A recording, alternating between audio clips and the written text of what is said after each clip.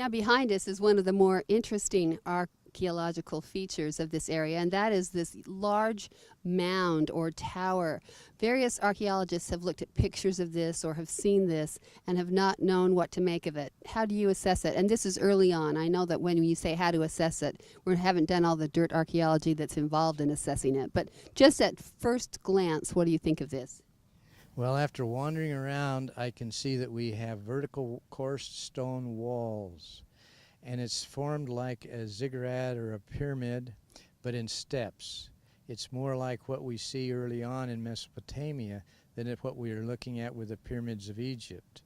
And this is typical. This is typical. We're in the Near East, for Pete's sake. They've got pyramids and mounds here, and we should understand that there's a possibility that we have that here. Others may think that this is the tower. That would have to be open to see. If this is a mound and a burial mound and serving as a defensive tower and a lookout maybe if they needed that, it could have all those uses, but you have to open it up to see what's inside it, to see if there's a burial, for instance, to see if you can find pottery mixed up with the fill soils that are on the interior.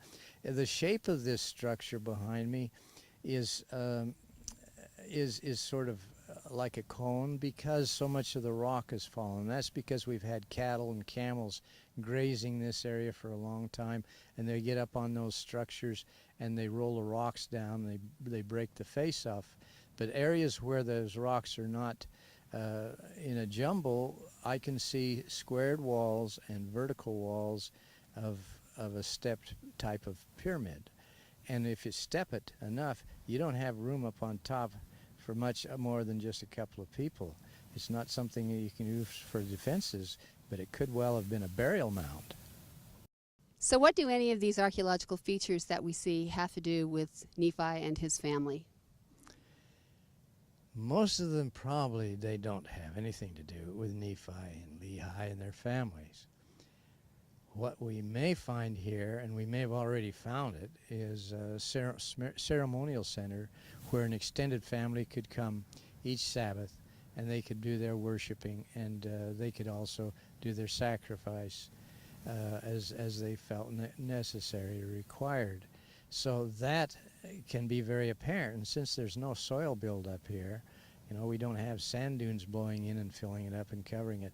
It's an excellent area to look because that potential is very good. So there's much left to explore here at Khor Karfot in Oman.